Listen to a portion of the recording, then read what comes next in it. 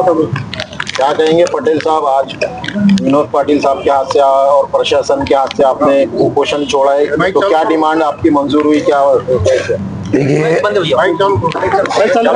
सबको पता है कि महापालिका के जो आयुक्त साहब है, इन्होंने 13 जुलाई को हमको वादा किया था कि हम जो है जितने धार्मिक स्थल हैं यहाँ पे, इसको हम जगह देंगे और गांव वालों को हम मुबादला देंगे,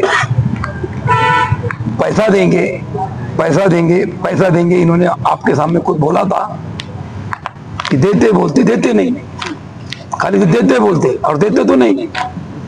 और 8 तारीख को यहाँ के ये अभी 18 तारीख को ऐलान कर दिया कि भाई आपका 2 दिन में खाली करो, कार्रवाई होने वाली है। तो ना इलाज में गांव में मीटिंग हुई और उपोषण करना पड़ा। भैया ने गांव के लिए, हरसुल गांव के लिए लड़े और आगे भी लड़ेंगे। इनका मैं पूरे गांव की ओर से विनोद भैया पाटिल का मैं शुक्रिया अदा करता हूं। हमारी आज भी मैडम हरसुल पुलिस स्टेशन के निरीक्षक केदारे मैडम, इन्होंने बहुत अच्छा भैया सपोर्ट किया। मैडम के एक आदेश पे हमने बोला कि मैडम आप, हम उपोषण को बैठ रहे हैं। मैडम ने हमको रिक्वेस्ट की कि उपोषण को मत बैठिए, जो भी आपकी मांगे बोलिए, हम पुलिस आयुक्त साहब से बात करके चर्चा में आपकी कराएंगे, ऐसे मैडम बोले थे। लेकिन मैडम से मैं माफी मांग के सबके सामने कह रहा हूं कि आपका जैसा वरिष्ठ अधिकारियों का प्रेशर रहता है, तो मैं भी इस गांव का समाज सेवक हूं। सभी हमारा जो मित्र पक्ष है, गांव के प्रतिष्ठित नागरिक है, इन्होंने बोला कि अभी हमारा आयुक्त साहब पे भरोसा नहीं है, इसलिए हमको लोकशाही के मार्ग से काम करना है। तो हमने यहाँ आज तीसरा दिन है उपोषण किया और हमारी डिमांड है आज भी। पहली डिमांड ये है कि जो गांव के जो जितने भी घर जा रहे हैं, इनको मुबादला मिलना चाहिए। अभी हमारे नरेंद्र अवतारे ने बताया है कि पहले जो आईएएस ऑफिसर थे, इन्होंने पैसा दिया और ये भी आईएएस ऑफिसर है, ये लीगल कैसा बोलेंगे? तो इनको ऊपर जो हमारे भाजपा के जो मिनिस्टर है देवेंद्र फडणवीस साहब और अजित दादा पवार और शिंदे साहब, इनको ये बताना है कि भाई ये सब इलीगल है। तो मेरी भैया से रिक्वेस्ट है, एक बार इनका टाइम लेके आप बात कीजिए हरसुल के बारे में। संभाजी नगर में क्या चल रहा है ये भी बहुत गलत है, पर मैं इतना बड़ा कार्यकर्ता नहीं हूं ना, इतना बड़ा समाज सेवक हूं। भैया बड़े हैं मेरे सामने, मैं इसलिए मैं संभाजी नगर की बात नहीं करूंगा। हरसुल वासियों की जो बात है, ये मुबादला मिलना चाहिए। आज भी हमारे निरीक्षक केदारे मैडम बैठे, आज भी हमारा यही बोलना है, हम विकास के विरोध में नहीं है। पहला मुद्दा है कि मुबादला मिलना चाहिए। दूसरा मुद्दा है कि मंदिर जो है हनुमान मंदिर की पूरे गांव की आस्था जुड़ी है, इसको जगह मिलना चाहिए। कब्रिस्तान को जगह मिलना चाहिए। हमारी जो माता है अहिल्याबाई होड़कर, इनको जगह मिलना चाहिए। बुद्धवार को जगह मिलना चाहिए। और भैया मैं आपको फिर बोल रहा हूँ, मेरे बाजू में पूरे मुस्लिम समाज के लोग यहाँ मौजूद है। संभाजी नगर के अंदर कोई भी मुस्लिम समाज नहीं, चाहे नेता हो, कार्यकर्ता हो, समाज सेवक हो, हमारे मौलाना यहाँ बैठे, कंप्रोमाइज की बात ही नहीं करते, करेंगे भी नहीं। आप सर्वे कर लो। लेकिन मैं भगवान की कृपा से, अल्लाह की कृपा से, मुझे गांव वालों ने इस मस्जिद कमेटी का अध्यक्ष बनाया, कब्रिस्तान कमेटी का मैं पूरा देखता हूँ। तो मेरे जो पावर्स है, मैं अच्छे काम के लिए ये यूज की कर रहा हूँ। सभी समाज की मीटिंग लिया, इनको तैयार किया, ये बोले हम बात करने को सरकार से तैयार है। जब इतना बड़ा हम आपको सहयोग कर रहे हैं और फिर मेरा आयुक्त साहब को बोलना है कि धार्मिक स्थल हमारे पास 9 है, संभाजी नगर में कहीं भी नहीं है, ना पड़ेगा रोड पे है, ना चिकलडाना रोड पे है, ना मुकिंदवाड़ी रोड पे है, ना कंचनवाड़ी रोड पे है। हमारे पास धार्मिक स्थल है। इसको देखते हुए तुम गांव तोड़ देंगे और धार्मिक स्थल का मसला हल नहीं करेंगे तो रोड तुम्हारा बनेगा ही नहीं भैया। मेन मुद्दा ये है हमारा। अगर धार्मिक स्थल का मसला हल करते हैं और गांव का मसला हल करते हैं, और मैं तो चाहता हूं आपके हाथ में तो होगा ही भैया। केदारे मैडम के हमारी इच्छा है पूरे गांव की कि मैडम ने 2 साल पूरे निकालना चाहिए। निकालेंगे। और मैडम के हाथ पे अगर हमारा काम हो गया तो पूरे गांव के ओर से हम इनका सत्कार करेंगे और इनको पूरे गांव की दुआ भी मिलेगी। तो यही हमारे मुद्दे हैं। अब भैया की पुलिस प्रशासन की क्या बात हुई, भैया मुझे बोलेंगे। मुझे केदारे मैडम पे पूरा विश्वास है, भैया पे पूरा विश्वास है। हम आज भैया के बोलने पे, मैडम के बोलने पे, मैडम आपसे माफी क्षमा चाहता हूँ। आपको ऐसा लगना नहीं कि आपने हमको रिक्वेस्ट किया 5 बजे आके, आप हमारे बोलने पे 11 बजे तक रुके और सर्दी में रुके भैया, ये बहुत बड़ी बात है। हमको मैडम की है जाने हुए हैं, लेकिन मैं फिर से क्षमा मांगता हूं आपसे। भैया हमारे नेता है आज, जैसे लोग ऊपर अल्लाह है और भगवान है, नीचे हमारे ये भगवान है आज नीचे हमारे गांव के लिए भैया, ये पूरे गांव में चर्चा हो रही है, पूरे गांव के लिए है। ऊपर अल्लाह है, इसको तो कोई चैलेंज नहीं है, लेकिन नीचे जगह जज फैसला देता है, लोग उसको भगवान मानते हैं। हमारे गांव के लिए आप भी है। इतना कह के मैं सभी पत्रकार भाइयों का यहाँ पे आए, बहुत टाइम से वेट किए, सबका गांव के होते शुक्रिया करता हूँ। और गांव के मेरे जो नौजवान साथी है सभी समाज के, इनका भी यहाँ पे बार बार आए, यहाँ पे टाइम दिए, इनका भी मैं सबका शुक्रिया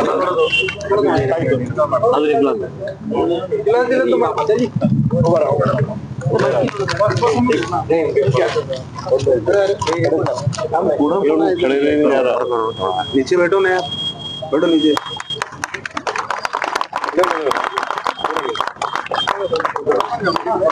दूसरों को भी दो। बाबा भैया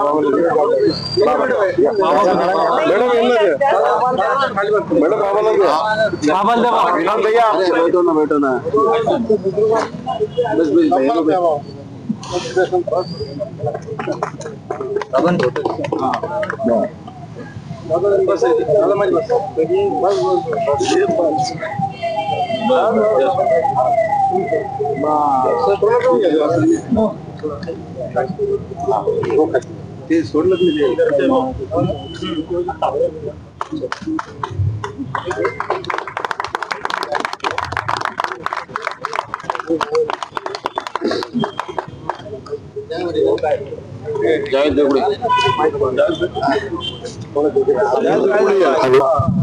माननीय विनोद भैया पाटील आणि आमच्या कर्तव्यदक्ष पोलीस निरीक्षक केदारे मॅडम यांच्या हस्ते झालेली आहे।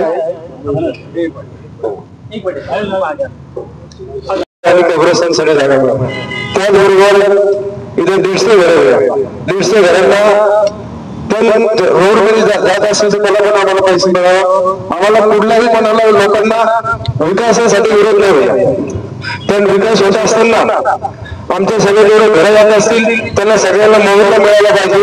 गेल्या 3 दिवसापासून या लोकांना बिना अन्न पाण्याचं इथे उपोषण करताय, त्यामुळे आमची विनंती आहे तुम्ही वारंवार आमच्यासाठी उभा राहिले, हर्सूसाठी यापुढे देखील तुम्ही उभा राहा अशी विनंती करतो। माझे जुने मित्र या गावातील दराडीचे सामाजिक कार्यकर्ते युनुसभाई पटेल, शेळके मामा, गावकडे, काशीनाथ आणि जावेद सिद्दीकी, मी आपले सर्वांचे आभार मानतो। आभार याच्यासाठी मी मानतो की छत्रपती संभाजीनगर मध्ये ज्या प्रकारे उच्च दर्जाच्या अधिकाऱ्यांच्या वतीने दादागिरी सुरू आहे, दडपशाहीचं वातावरण सुरू आहे आणि मी काही आगळं वेगळं अधिकारी आहे पृथ्वी तळावा अशा प्रकारे जे वर्तणूक करता असे संभाजीनगर महानगरपालिकेचे प्रशासक सन्माननीय श्री श्रीकांतजी, मागच्या वेळी देखील आंदोलनामध्ये आपण त्यांना वेगवेगळ्या पद्धतीने संबोधित केलं। खरं तर माझ्यासारख्याला अशी अपेक्षा होती की राज्याचे मुख्यमंत्री आदरणीय देवेंद्रजी फडणवीस साहेब यांनी सूचना दिल्यानंतर, निर्देश दिल्यानंतर महानगरपालिकेच्या वतीने एखादी यादी प्रसिद्ध होईल आणि ती यादी प्रसिद्ध झाल्यानंतर त्या यादीप्रमाणे कोणाकोणाचे घर तोडले गेले, कोणाकोणाचे घर तोडले जाणार आहे, काय काय मालमत्ता बाधित होणार आहे आणि याचा बाजार भाव काय, याचं मूल्यांकन काय, या प्रकारे यादी प्रसिद्ध होईल आणि लोकांमध्ये एक दिलासादायक वातावरण तयार होईल। परंतु दुर्दैवाने तसं घडलेलं नाही. आता माझ्या भावाने सांगितलं की एक व्यक्ती या ठिकाणी, एक नागरिक, त्यांची प्रकृती खालावलेली आहे आणि ते कोमापर्यंत या ठिकाणी पोहोचले. अनेक लोकांनी आपले प्राण यामध्ये गमावले. मला हे कळलाच मार्ग नाही की महानगरपालिका आयुक्त यांचा अट्टहास कशासाठी, ही जिद्द ते कशासाठी करता. अशी जिद्द जर त्यांनी शहराच्या नागरिकांना पाणी देण्यासाठी जर केली तर फार योग्य ठरेल. आजच एक टीव्ही मध्ये मी बातमी बघितली, छत्रपती शिवाजी महाराजांचं संग्रहालय जे सुभद्री गेस्ट हाऊसच्या बाजूला आहे, तिथे पारंपरिक महाराजांच्या काळाची इक्विपमेंट, तलवारी, भाले, सगळं साहित्य, तोफा त्या ठिकाणी ठेवलेलं आहे. ते गजलंय, ते कालबाह्य होईल, काही दिवसांनी ते स्क्रॅप मध्ये द्यावं लागेल, अशा प्रकारची दयनीय अवस्था त्या ठिकाणी त्या वास्तूची झाली. त्याच्याकडे त्यांनी लक्ष द्यावं. शहरामध्ये ऑर्थोपेडिक हॉस्पिटलमध्ये होत असलेली गर्दी त्यांनी बघावी की लोकांना किती खड्ड्यांमधून शहराचे नागरिक त्या ठिकाणी जातात. परंतु काही उद्योगपतींना श्रीमंत करण्यासाठी, शहरामध्ये टीडीआर मोठ्या प्रमाणात उपलब्ध करून देण्यासाठी, त्या टीडीआरचे रेट पाडण्यासाठी या ठिकाणी अशा प्रकारे तुमच्या माझ्या सामान्यांचे घर तोडण्याचं पाप हे महानगरपालिका आयुक्त करतात. आणि त्यांची दुसरी सवय मी आज या ठिकाणी ठामपणे सांगतो. पैठणगेटला जी घटना घडली, एका भावाचा प्राण गेला, आणि त्या संघर्षातून त्या लोकांनी स्वतःहून लेखी दिला आणि त्या ठिकाणी अतिक्रमणाची कारवाई झाली. त्या अतिक्रमण कारवाईला कोणीच विरोध केला नाही. ज्यांच्याकडे कागदपत्र होते ते कागदपत्र घेऊन कोर्टात गेले आणि माझ्याकडे कोर्टाची कॉपी 4 दिवसाचा स्टे देखील त्यांना मिळाला. यापूर्वीच्या अनेक प्रकरणामध्ये महानगरपालिका कागदपत्र नाही, म्हणजे न्यायालयामध्ये वेळ मागून घ्यायचा. आणि न्यायालयामध्ये सांगत असताना त्या ठिकाणी मी सर्वप्रथम सांगतो की हे अतिक्रमण नाही, ही कारवाई मास्टर प्लॅनची आहे, रोड वाईडनिंगची. म्हणजे माझ्या घरासमोरचा रस्ता, याची रुंदी वाढली, याच्यात माझी चूक नाही. तुम्ही माझ्याकडनं टॅक्स घेतलाय, तुम्ही माझ्याकडनं वीज बिल घेतलंय, तुम्ही माझ्याकडनं पाण्याचं कनेक्शन घेतलंय, तुम्ही माझ्याकडनं गुन्हेगारी केली. आणि एखाद्या घर 2 वर्षापासून त्या ठिकाणी असेल तर ते अधिकृत मानलं जावं असं शासनाचं धोरण आहे. मागच्या काळामध्ये मागं पण सांगितलं होतं, आजही सांगतो, जालन्यामध्ये एक रस्ता होत होता आणि त्या ठिकाणी शासकीय जमिनीवर लोकांनी घरं बांधल्या. तर शासनाने सांगितलं यांना मोबदला द्या आणि परतूरमध्ये मोबदला दिल्यानंतर ते घरं पाडली. मला असं वाटतं, परंतु प्रकृतीची काळजी घेतली गेली पाहिजे.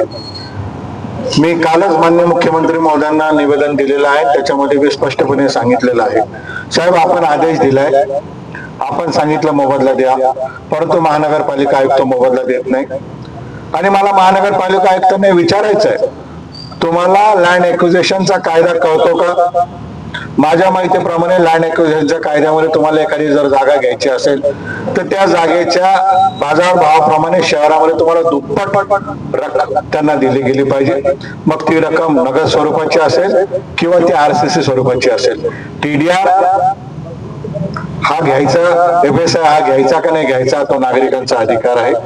मी परत एकदा सांगतो, आम्ही विकासाच्या देखील तुमच्या माध्यमातून आवाहन करतो की एखाद्या अधिकाऱ्याची किती बाजू मांडायची ती आपण बाजू मांडा, परंतु त्या अधिकाऱ्याची बाजू मांडत असताना जे नागरिक रुग्णालयामध्ये दाखल होत आहे, जे नागरिक प्राण गमावत आहे, जे नागरिक उघड्यावर आले, यांचे पण आपण बाजू मांडा. महानगरपालिका आयुक्तांना मी हर्सुल गावाच्या वतीने विनंती करतो, आपण राजीनामा द्यावा. हर्सुल गावातून आपण महानगरपालिका निवडणूक लढवावी. आपण नगरसेवक म्हणून आजीवन छत्रपती संभाजीनगरमध्ये महानगरपालिकेत राहावं, कारण तुम्हाला 4 वर्षापेक्षा अधिक काल झाला तुमच्या शहरातला काही जीव निघत नाही. आणि होय, मीच सांगितलं होतं काल देखील माननीय मुख्यमंत्री महोदयांना मी बोललो, साहेब यांची बदली करू नका जोपर्यंत आम्हाला मोबदला मिळेल नाही.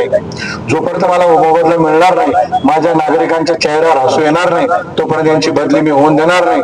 तुम्ही जरी बदली केली तर मी न्यायालयात जाऊन यांच्या बदलीला स्थगिती आणेल, त्यामुळे मी त्यांच्या बदलीची मागणी करत नाही.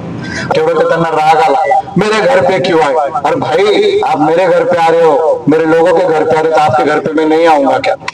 येत्या 4 दिवसाच्या आत फक्त मी विनंती करतो, 4 दिवसाच्या आत जर तुम्ही यामध्ये कारवाई केली नाही मोबदला देण्याची स्पष्टता दिली नाही तर छत्रपती संभाजीनगरमध्ये कोपऱ्यात आम्ही आंदोलन सुरू करू, प्रत्येक ठिकाणी आम्ही उपोषण सुरू करू। आणि मी नागरिकांना आवाहन करतो, आपल्या सर्वांच्या माध्यमातून नागरिकांना आवाहन करतो, जे जे पक्ष तुमच्या दारामध्ये आता येत आहे की आम्हाला उभं राहायचंय, जे जे उमेदवार तुमच्या दारामध्ये येत आहे महानगरपालिकेत उभं राहायचं, त्यांना बिलकुल दारात उभं करू नका।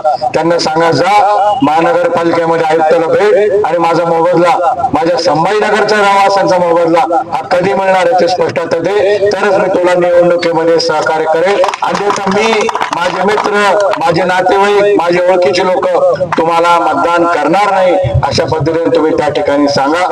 मी परत एकदा स्पष्टपणे सांगतो, मला अजूनही कळलेलं नाही, अनेक शेकडो अधिकारी मी स्वर्गीय आर पाटील साहेब बाबांच्या हाताखाली काम करत होतो तेव्हापासून आजपर्यंत 2025 पर्यंत बघितले, परंतु असा अधिकारी मी बघितला नाही की ज्याला सामाजिक भान नाही, ज्याला मुख्यमंत्र्याचा आदेश कळत नाही, ज्यांना न्यायालयाचा आदेश कळत नाही, ज्यांना फक्त मी शहरातले सगळे ग्राउंड विकून टाकले, सर्वसामान्य नागरिकांच्या संपत्तीची धूळपट्टी त्या ठिकाणी केली, अनेक संपत्त्या बीओटीच्या नावावर दिल्या, यांची एकही योजना सक्सेसफुल नाही। कालच मला मुंबईला काही सामाजिक कार्यकर्ते भेटले, त्यांनी सांगितलं मी कचरापट्टीचं टेंडर मॅनेज करून काढलं, ते देखील एन्व्हायरमेंटने त्या ठिकाणी स्टे दिला।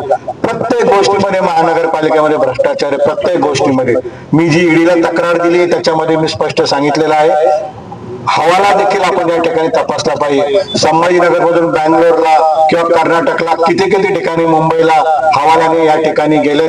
शहरामध्ये बिडकीन असेल, पैठण रोडवर असेल, किती स्कीम चालू आहे, त्याच्यामध्ये कोणत्या नातेवाईकाच्या नावावर कोणाकोणाची त्या ठिकाणी पार्टनरशिप आहे हे देखील तपासलं पाहिजे। आणि त्याच बिल्डरला त्याच लोकांना TDR देण्यासाठी या ठिकाणी हे केलं जातंय।